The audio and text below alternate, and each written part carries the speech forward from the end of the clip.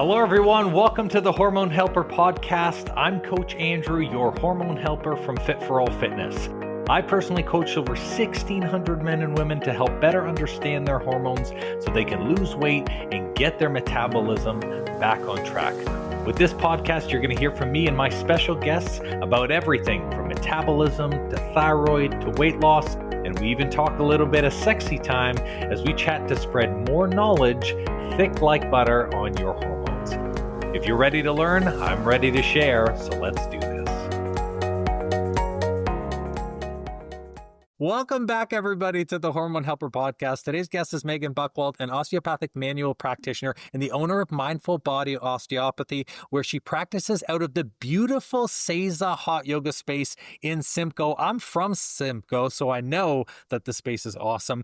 I'm bringing Megan on here because her journey into osteopathy started with her own healings. After experiencing kind of the powerful effects of treatment for her back and shoulder pain, she felt called to help others in the same way. So that passion led her into starting this journey. And I've been a part of this kind of process of healing through all of you guys, listening to all of the things that you want to learn about on this podcast. So I said to myself, Megan, she's got to be on here. So welcome, Megan. How are you doing today? Awesome. What's going on in your world? I'm awesome. Thank you for having me. I'm excited to be here and talk all things osteopathy and hormones. And yeah, I'm just having a great week. And yeah. I would love to hear the biggest reason as to why you chose osteopathy, because there's a lot of modalities. Is that because that specifically worked for you, or how did the passion develop for you that made you choose this? Yeah, great question. So as for my bio, I had a lot of health issues with my own back pain, and I have a mild scoliosis in my back. And so I deal with some chronic back pain and neck pain as well. Yeah, osteopathy was the one thing that stuck for me. As much as I did get relief through chiropractic and massage therapy, it was more of like that quick relief. You left, you felt great, but nothing held. You had to keep going back a few times a week. And I started with osteopathy, and at first I was kind of like, what the heck? This is like really gentle, totally different than anything else I had tried. And then after a bunch of treatments, I was like, okay, I can go kind of like a week, 2 weeks without my back screaming at me type of thing. And my osteopath was actually a teacher at the school at the time. So she invited me along for like some visit days, and I got to check it out and see the school and the hands-on approach. And I just love the philosophy of osteopathy and how it's so patient-centered and works with the whole body and not just chasing the symptoms. I feel like people are in this state where chronic dis-ease is something that is just a regular part of the day-to-day, where they accept a lot of these things as normal. And it's just the way that they live their life, feeling inflamed, feeling this tension. Having scoliosis is definitely something where there's a physical alteration with the way that your spine is supposed to operate. So the fact that you were able to see relief there is huge. In having you on, I'd love to have you open up the conversation, really talking about the nervous system, like how this physically shows up in your body, and how does osteopathy really help regulate the nervous system and deal with this inflammation? Awesome. Osteopathy helps so much with regulating the nervous system. I have a lot of patients that come in, stressed, whether they're, running late from work or whatever life throws at them, or sometimes they don't even know they're stressed. They come in and their shoulders are just, up to their ears full of tension. I'm like, ooh, these are a little tight. They're like, oh yeah. But with osteopathy, and especially my approach, I like to keep things very calm, gentle, trying to get that patient to like calm down, take some deep breaths. And through hands-on approach, working with the cranium, some craniosacral therapy, through the cervical spine as well as the diaphragm, I have a direct effect on that vagus nerve and stimulate that parasympathetic response, which is the opposite of which most people hear, your fight or flight, that sympathetic cortisol response. So when we stimulate that parasympathetic, that sympathetic drops and that parasympathetic comes up, and that vagal tone helps the body relax. Through hands-on treatment, working with the cranium, we can stimulate that, and the patient starts to, breathe a little lighter, those shoulders start to drop, and helps rest and regulate the whole body, especially has that effect on hormones. Do a lot of the people who come to you, do they recognize that their nervous system is in a fight or flight, that it Not is usually. elevated? Okay, so what are the things that they see or feel when A they're lot of coming people to you? know, I find a lot of patients come in and be like, oh yeah, my neck and shoulders are really tight. I carry my stress tension there. Some people are like, oh yeah, I know my low back flares up when something stressful happens at work or at home. I find people are aware of that, but I don't think they realize that they're in this like fight or flight. Their body thinks, they're running from a tiger, type of stress response 24. Mm.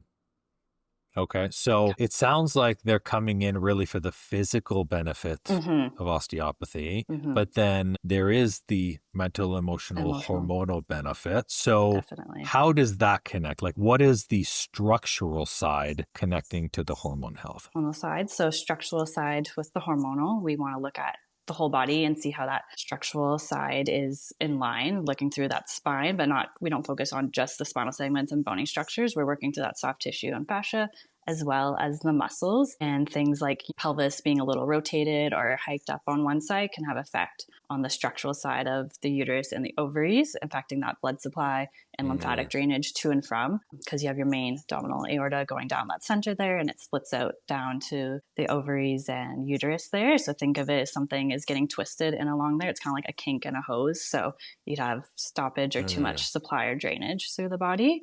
As well, looking at the nervous system running up and down the spine, different segments throughout the spine supply nerve supply to different organs in different areas. So people with lesioning or tight low back might be having maybe too much nerve supplies getting sent into the pelvis or not enough, or a little higher up in the back that's going to be supplying to the kidneys and the adrenal glands, and higher up into the neck, stimulating through the thyroid, up through the pituitary and hypothalamus as well. So from what it sounds like, we're talking about restriction of blood flow. So things restriction of like blood flow, fascial lymphatic. tissue, yeah. And then as that restricts and either becomes higher or lower, Yeah, someone will see a change to either their inflammation, their metabolism, or their hormones, depending definitely. on those organs. So how long do these changes usually take? It Yeah. could be random for each person. It depends on their body and, have they been, sitting at a desk job for, 50 years and been hunched over and, maybe always leaned to that side and has that pelvic rotation, low back pain, been there for over 25 years leading up to something, or, did they just, twist something out, or, after giving birth, your whole pelvis changes and things a little out of lines. Newer things definitely can come and go quicker versus older things. There's a lot more layers to the problem, and everyone's body responds differently to treatment, and also what's the rest of their health looking like, how's their sleep, nutrition, exercise, all that plays a part into the foundation of their health. For someone listening who maybe experiences like painful periods, maybe they have like a lot of tension or maybe irregularity in their periods, what structural imbalances might be contributing to that? Usually there could be a pelvic rotation through the whole hip. A lot of times that sacrum, the uterus sits pretty posterior to the body, so that sacrum right at the base of your spine, top of your tailbone, can get a little twisted or jammed in between the two innominate hip bones. And a lot of times through that lower L4, L5, I find a lot of tightness jammed through there, or some rotations through that. And then a little higher up, kind of that midsection, right where the lower thoracic meets the lumbars, right where kind of your ribs end, I find a lot of tension through there as well in the body. Traditionally, when people have that tension, they would go to something like static stretching. Usually.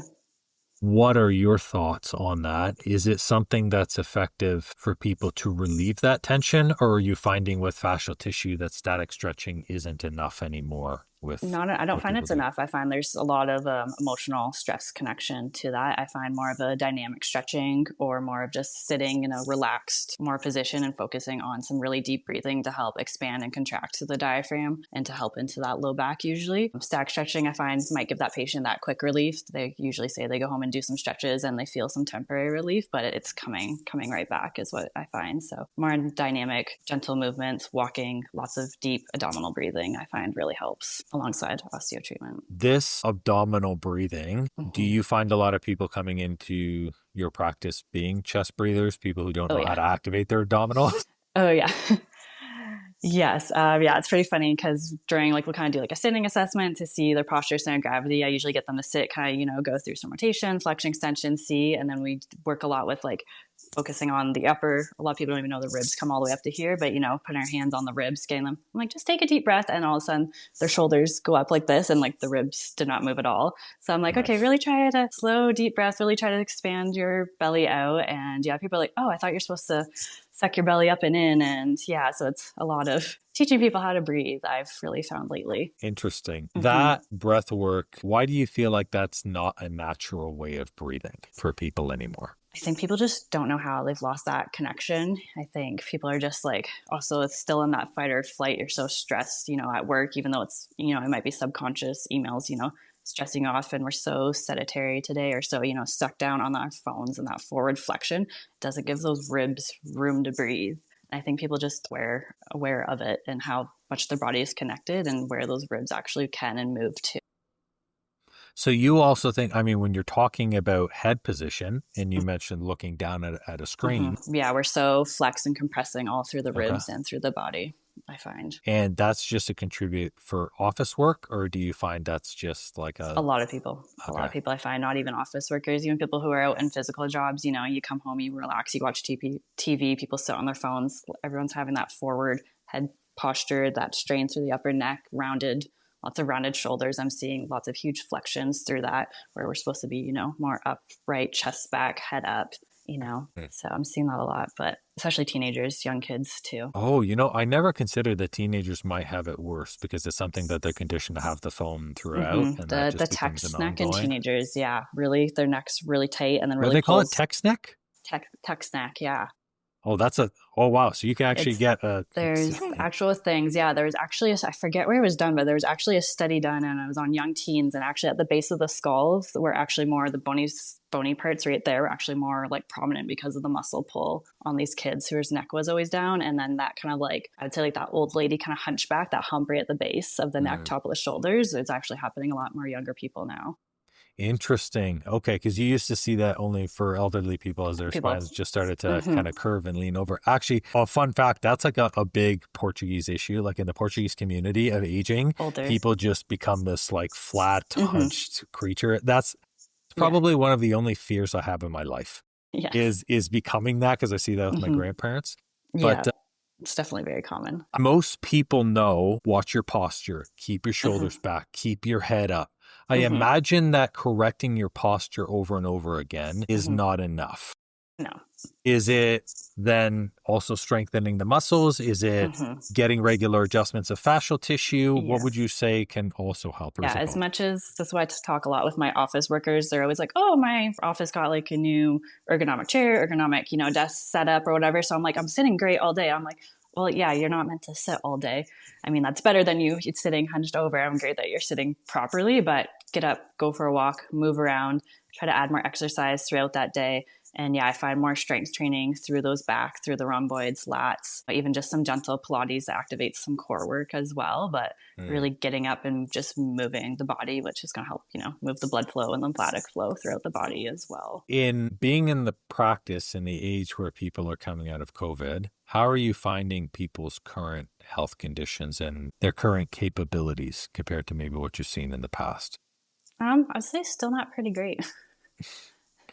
Is, I'm isn't that lucky I wild? see a lot of yoga people that come from stasis. So I Mm. find I've kind of one or two extremes, people who are, into yoga, into their health, doing all the things, doing the stretches that I tell them and going above and beyond. But I would say there's probably a good 70% check of my patients that are, still kind of stuck, or even some still kind of blame COVID or whatever for being stuck in these patterns. More people who still work from home, not getting out and about. Right. Mm-hmm. It's interesting that people would still blame COVID. One, because I I get feel that a like lot. it's been Yeah. a century ago, but Mm-hmm. also Definitely. because people through COVID had the opportunity to exercise at any time, at any place. The days they want. Yeah. For sure. It's really interesting. The aspect of seeing people who are overly limber, who Mm-hmm. do have probably a greater amount of mobility than others, Mm-hmm. are they still appearing with the same challenges through osteopathy, or is there being too limber? Is there being too flexible through the Yeah, there movements? is there is actually being too limber, too flexible, or someone Okay. who's hypermobile. You got to be careful of them because you don't want to stretch things out too much because their body's already so loose. So for those people, we're going to want to create a more solid foundation and just make sure what needs to be moving is moving, and not doing too much fascial stretching, working on more breath work, stabilization, and encouraging them to do some more strength training to help build that up. So yeah, there is too limber, but there's also people who are way too stiff. But the patients I do see that do go to yoga, who I do know do personal training, working out, they aren't coming back with the same repetitive issues over and over again. the odd time it is, but Mm-hmm. they usually heal from that issue, and it's maybe something little that comes up again, and they definitely don't come back to see me as often. They're usually in general good health. And if they Right. do come back, they're coming in more for self-maintenance for themselves. They're usually being like, oh yeah, I feel great. Things are going awesome. I just want to tune up. So it's really cool to see that with patients who are taking activation in their life. Nice. I really think the preventative care of that has huge benefits. And I think a lot of Definitely. people spend time becoming accustomed to the way the medical industry now, which is let me just go in for a single adjustment. Let me just go for these dealing with the initial thing, but not actually finding the source of the problem. Not getting down to the root of the problem. Yeah. Yeah. Osteopathy is built heavily on developing the root of the Yes. problem and finding the source. Through a lot of your work, have you seen common sources where you're like, oh, this is typical problems for women, this is typical problems for men that appear over and over again? Like, what have Yeah. you been seeing? Yeah, I do see a lot of patterns. Sometimes I see like a lot of things on the same day from different. Oh, okay. Sometimes I have one day I had like 5 sciatic pain. It was all like right side, same people like in a row within a day. I was like, if I see one more sciatic, like it's just been enough today. But yeah, I find a lot of people seem to have like right-sided low back or sciatic glute pain. And then when they lay down on the table, the pelvis like rotates to the left almost to either compensate to get away from it or to try to create some space. And then the upper body usually rotates back the opposite. I find that's pretty common. As a compensation. So do you believe Compensation, yeah. that's because of their resting hip? Like they have Could maybe be, a hip yeah. that they rest on? That's Yeah. really interesting. Okay. So Or that side hurts, so they kind of favor it and walk and lean all their body weight over onto the opposite side, if that is the side of their pain sometimes. Yeah. I Very common imagine one. in doing this work for yourself, you've developed a pretty consistent routine or maybe a subset of things that you do. I would love for you to share with us maybe some things that you would encourage the listeners to do that you consider non-negotiables for yourself. Yeah, for sure. I'm still a work in progress. I still have back pain and, We all are work in progress, so that's hormonal good. issues. So I should probably take my own advice a little bit more. But the top things that I do, and I'm really trying to encourage my patients, especially because, on osteo treatments, usually only like 30 minutes. What you go do for the rest of the day, 24 hours every day, is really still going to have an impact. If you just go back to work and you're back in like a factory repetitive strain or sitting back on the couch again, we're kind of like one step forward, 2 steps back with treatment. So I really try to encourage patients. Biggest thing is sleep, giving your body sleep and rest time to calm down and let those hormones and rest the body rest and regenerate.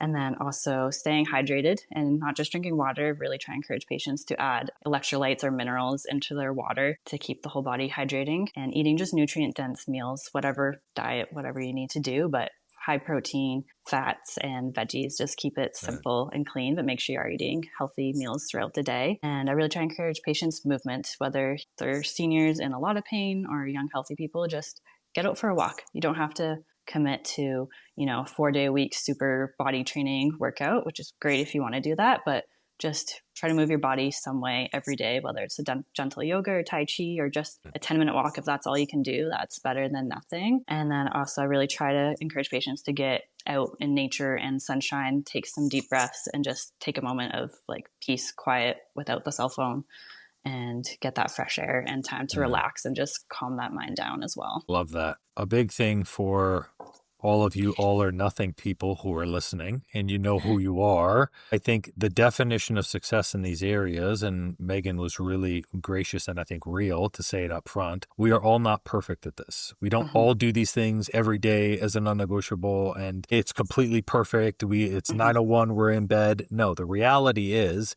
we may not do every single one of these things every day, but doing these things consistently is what contributes to this, because sometimes someone may not take this on, something like workouts being the worst for this, because they're thinking to themselves, well, if my perception of success is I have to be working out every day for an hour and a half, I don't have that, and so I can't start. It's almost going to stress them out more. Yeah. When in reality, something as simple as 15 minutes can go a really long way. And the same thing with hydration. Don't worry about how many glasses of water a day do I need to be taking. How much water should I drink? I'm like, I don't know. Google it based on your body weight, but like just drink more water. Right, because the reality is they're probably not even drinking. Drinking enough, yeah. Or they're probably having 7 coffees. Add some electrolytes, add some minerals to it, yeah. Oh yeah, that too, with the caffeine, stressing. Yes. People admit they drink too much caffeine to me, and I'm like, oh, your poor cortisol and blood sugar levels are so... Mm-hmm. So overstimulated. Yeah. It's so, as someone who's very well aware of hormones, I love coffee and I Me do too. a cup and a half a day, and it is a Yeah. non-negotiable for me because I Me truly too. enjoy it. But I also know too, I don't do it first thing in the morning. No. It's always Hydration between first. 11 and maybe like 11:30 tops when I have Good for it. you. And I keep it so it's a welcome start to my day. It's not the It's a thing treat. that starts my day. Yeah, for Definitely. sure. But I'll never get rid of coffee. I tried that. I tried that for hormone health, but yeah, no, I always try hydrate first and eat a high protein breakfast and then have my coffee after. Yes. That's awesome. Yeah. Through this process, for people who are in the journey of health and they're implementing these things, they're seeking practitioners, they're seeking support. Chronic pain is really one of the number one, I'll say the word as an excuse, because I do believe it's an excuse, that people will say, well, my pain is so bad, I just can't do that. I can't do the movement. I can't do the adjustments. I can't do this stuff. I'm sure you see people who have chronic pain all the time. Oh, yeah. Is it a mindset? Is it doing through the work and the pain becomes less? How do they overcome things like pain, especially around pelvis, low back, sciatica, which can be really debilitating? It can be, yeah. Every person's different. I'd say a lot I see is definitely mindset. They almost, sometimes when people have that pain or they've had it for so long, it almost kind of shapes into their identity. They almost don't know, something to kind of get sympathy and work with. They don't kind of almost hold on to it because they need to keep going for treatments, getting that attention. But also it's something that patients just, I think they're also scared sometimes when they have that much back pain. They're like, oh, do I work out? Do I go for a walk? I don't want to push it. And every person's different, but I think you just need to try different things, try different stretches. It might not be yoga, maybe Tai Chi, maybe just going for more walks, trying to do more movement. There's so many different stuff on YouTube that you can just check out and try. But from my own experience with chronic low dolly key pain all the time, I feel my best when I am going to yoga 3 times a week, going for daily walks, actually doing more strenuous workout and moving the body. I know I feel much better then, even though when you are in pain, you're like, oh, my back hurts. I feel tired. I just want to go home, lay down, put the heating pad on it. I don't feel like going for a walk. But when you push yourself to go do it, you do feel way better getting that movement and circulation through the body. I appreciate you sharing your personal experience. I think it can wear people out, especially you mentioned the identity work, especially when someone embodies it as an identity. I think what makes it hard for people to make the transition away is because they're trying to always think of how and trying to say, well, if I can't do X, if I can't strength train, if I can no longer run, what do I do next? How do I continue to move my life when, like you said, there are tons of other opportunities for you to be able to exercise, for you to be able to move. There's tons of low resistant things. You can still get great cardio doing swimming, which is very low resistance. And there's a lot of opportunities for people, providing that they're willing to move past it. And I think the willingness is the most important. Of course, I think there's going to be days where people feel worn out for sure. But I think the story is the most important. I agree with that, yeah. Is there anything that you would maybe share for tips for people in regards to posture, things that they can do to maybe minimize the stresses on their body that you would want people to know so it can be something that maybe they're implementing in their day-to-day routine? For posture, yeah, I would say, especially if you're a desk worker or maybe someone on like a factory line where you're maybe more bent over, try to get up and move around, get away from that spot you're sitting in or standing in all day is going to be the best thing. There is some like posture, backpack straps, which are a good temporary stretch, but I mean, they're not going to fix your posture because as soon as you take it off, it's doing all the work for you. You're just going to slouch forward. So I do recommend those sometimes to patients, but I'm like, do it as more as a stretch. So you kind of feel what it's like to be in a better spot, but it's not going to fix your posture. And I usually encourage more upper back, gentle strength training, even just like resistant band, bent over rows, contracting those rhomboids, pulling back. So you're stretching the chest, but strengthening those back muscles at the same time, I find is a really gentle one for people or even seniors to do. And like in yoga, more mobility type stretches like cat cows, doing that forward flexion, extension, and taking some breaths and really just feeling that mobility through your spine of where be like, oh, I really can't move through there.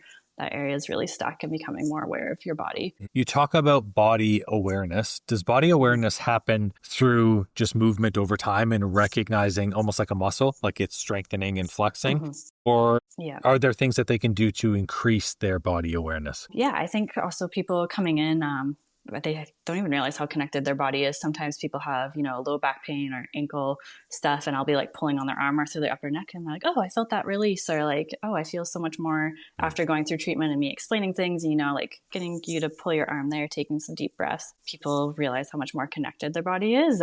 But also I think it also has to do with their balance and proprioception, kind of that understanding of where your awareness is in space. So a lot of seniors I find, they can't even, balance on one leg for a little bit. So their awareness of their body is going to be a lot more off compared to a young 20-something. So I really encourage people to do more balancing exercises, and really, and again, through breath work, you can really kind of feel and contract and expand and feel where restrictions are in your body, especially someone doing yoga. And they always remember when you're going through the yoga poses to breathe. That really helps work through those positions. And you're supposed to breathe through the poses. Breathe. Got it. Yeah. When you're in plank, you should be breathing, or through down dog, and trying to move through those, I think really helps bring more awareness to patient's body. And also just going for different treatments, osteo is amazing and help a lot of things, but also, maybe work with a personal trainer or more of a physiotherapist. They might be like, oh yeah, when you're doing that workout position, your right side's coming back, but your left side isn't.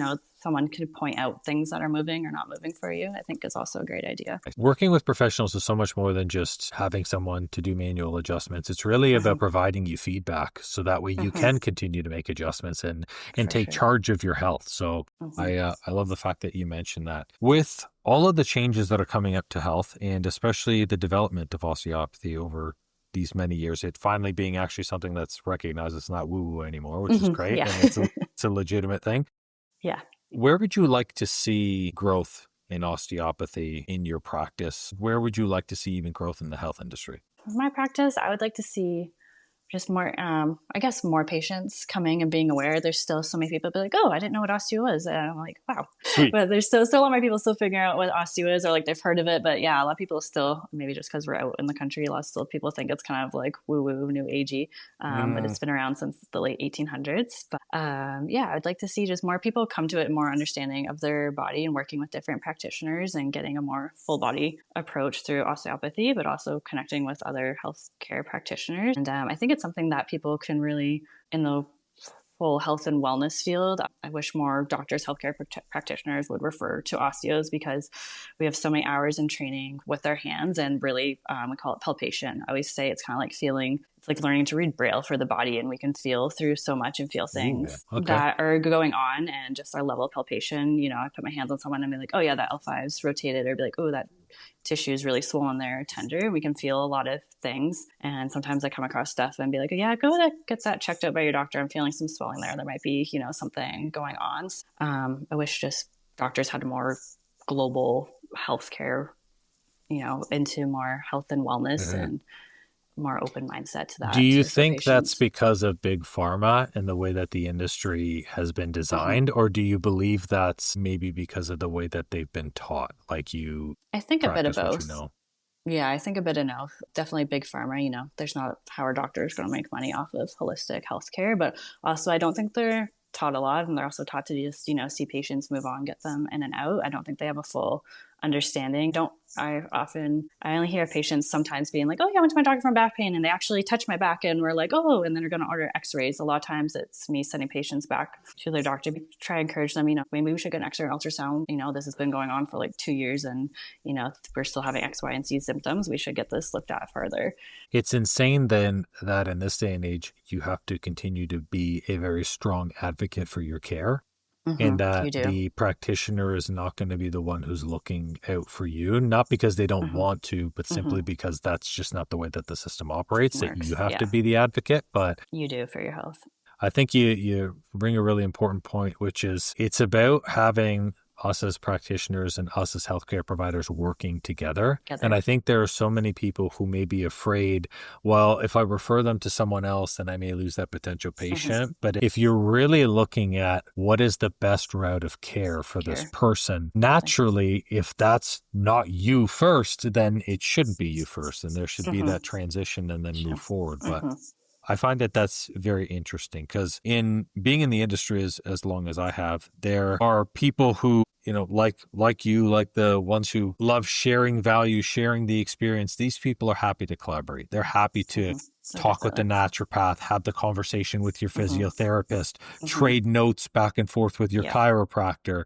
And then Hmm. there are some who are just solely focused in whatever is inside my practice is it, and nothing Hmm. else exists outside of that. Yeah. And I think that's a 100%. shame because it leaves a lot of opportunity for the patient to get the care that they need. And Needs ultimately, it means that the patient has to do the work to work. find the right people where you might already have people that you Both. can trust through that Hmm. process. Definitely. Yeah. Hmm. I try to be like that and share patients. And it's really cool working at SESA. We have massage therapists, acupuncture, athletic therapists too. And, a lot of times, and then there's some other people in and around Norfolk that I send patients out to, be like, okay, let's still keep me in, but like, let's go there. Maybe you need some more physio or one-on-one personal training. Or I'm like, okay, there's a lot going on. Let's try acupuncture. And yeah, we usually talk about patients from time to time and be like, oh yeah, we found the same things. Like, let's both try to encourage them.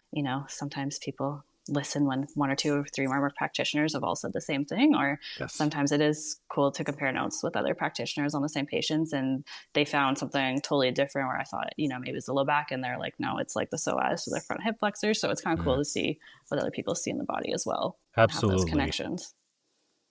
One thing you said, which is really important, ultimately, it is up to the person Mm-hmm. to take action on the care. As a healthcare provider, we can only provide options, Mm-hmm. provide resources, Yes. recommend things, but the person Mm-hmm. actually has to do the work. And I think Yeah. that's where the healing moves just past the adjustment. The Mm-hmm. healing really goes into the ongoing work and the Mm-hmm. negotiables that you do every day, the sleep, the food, the activity, Just making the sure that, basics. Yeah. yeah, that's do Mm-hmm. the basics better, Yes. that's Yeah. Master the basics. Yeah.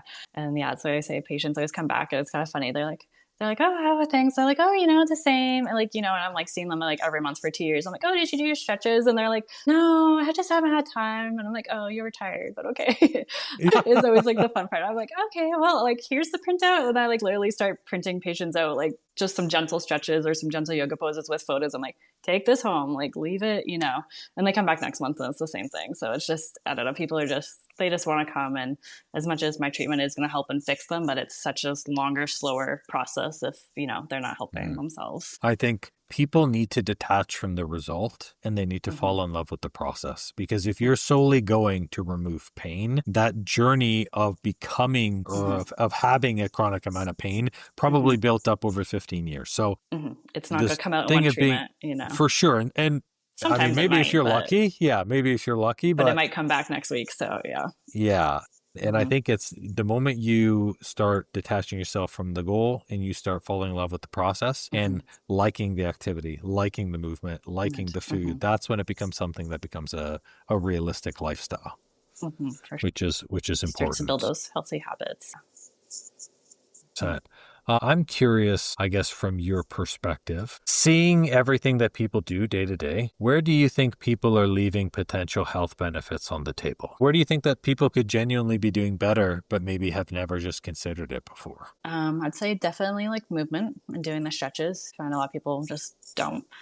Also, just stress, not dealing with their stress, whether it's work, home, always coming and complaining of stress, carrying that tension, not being able to unrelax. I'm like literally trying to like hold their head, or like those patients I know, I'll put them like face down on the table and we kind of do like we call it like parasympathetic release, kind of rocking through the sacrum and just a calming treatment. And they're still just like blabbing away about their stress. I'm like, just like try to encourage them, take some deep breaths and calm down. But yeah, I think people stress is the biggest thing I see, and just not moving, not being active. It's probably the biggest things I see in my practice that patients aren't doing. The stress piece is something that really hits home because in being a business owner and in Mm-hmm. also having a life and you're running multiple things, I think we become very accustomed to the level of stress that we Stress. carry. And Mm-hmm. so when we develop a new norm, we don't Mm-hmm. recognize that that is still stress. So we Your body's consider adapted to anything it. above that stress.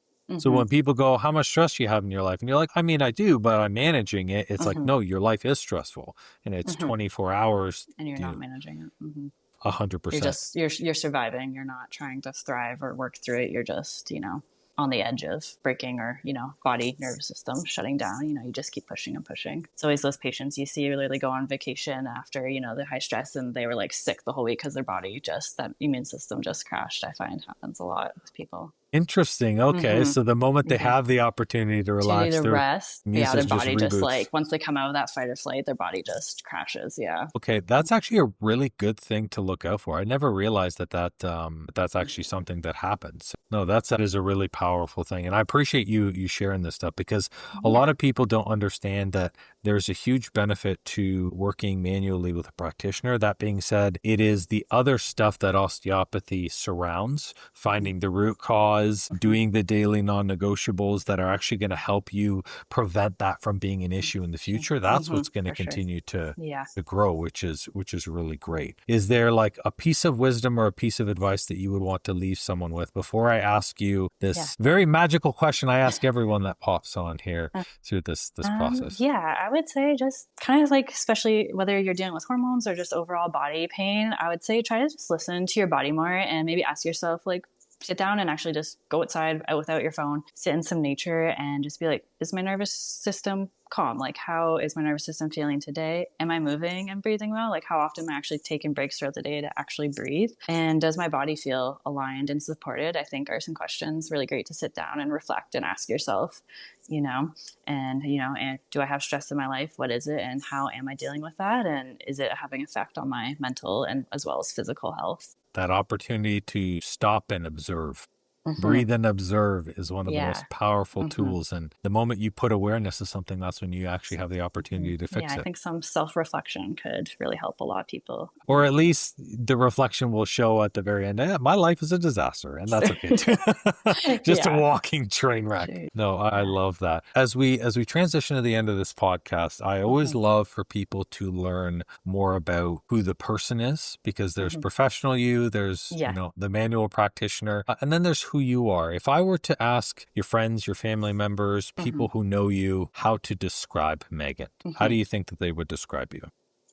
I would say I'm usually easygoing, kind of go with the flow type of person. I like to have fun, but I'm usually more kind of like the shy, kind of reserved person when in the group, not as outgoing. But yeah, I would say that I'm usually pretty positive, always good to give advice, whether it's, friends, family, relationship, or a lot of people come to me for health and wellness stuff too. So I always trying to be optimistic and positive outlook. But yeah, I'd say I'm a pretty easygoing person. Do you find with friends and with family that the way you talk to them about health is different than patients? Or sometimes like practitioner side kind of comes over and I'm just like, oh yeah, you should be doing this, this, and this. Which I try to be more like calming and supportive, be like, oh, maybe you should, try that, or like, but yeah, it's funny. I do have a lot of friends in town and be like, hey, I kind of kicked my neck. Can you take a look? I'm like, yeah, sure. That's really funny. So I'm always trying to be helpful there. Yeah. I appreciate you sharing the little behind the scenes curtain of how you operate with your friends and your family, because health can be something that's really personal, and it can be something that's really scary. And the fact that your friends and family actually trust you to talk about things is really great, because some people just keep that to themselves. So, and I appreciate you sharing on both like posture, pelvis, really showcasing, especially blood flow and restriction. I think that's really important too, because a lot of people don't recognize that these small impingements or the physical tightness can have long-term impacts. The structure and function of the body is really interrelated and connected to each other, and everything's connected, and I find patients are always kind of figuring that out from treatment. I'm working on one thing and then, oh, I feel that down this side of the body, but you're on my other side. And so it's really cool to see those changes and be like, yeah, you can kind of explain through the anatomy a little bit of how that's connected. And they're always like, oh, wow. Working through the whole body as a unit. Who would have thought it's all connected? Yeah. Not like your head to your toe. Not like it's separated. For everyone who is listening, inside the show notes, you will have, of course, where you can find Megan. So like I said, she is practicing currently in Simcoe. That being said, I'm sure she has online channels as well, too, that we will drop in the show notes. So feel free to reach out to her if you want to set up some individual appointments to work with her. Or if you've got questions, you can now text, which is wild. You can now text the Hormone Helper podcast. I'm not managing those texts, someone else is, but any questions, we're happy to, of course, set up secondary episodes and help unpack other things that maybe you guys have additional questions for Megan. So feel free to text the podcast as well, too. Otherwise, guys, thanks for listening in to another episode. Have a great day, and we will see you on the next one. Well, it seems I'm all out of info juice for today. That's all for this episode, and thank you so much for listening. Please leave a raving review for me if you've learned something good, and make sure to subscribe to the podcast so you don't miss an episode. Now, if you're in the mood for some more great content and tools to get your hormones on track, why not check out our free Facebook group and the blog on our site? We do amazing weekly trainings in our group that me and my wife call Tea and Teachings that give good tips for anything hormones and metabolism related.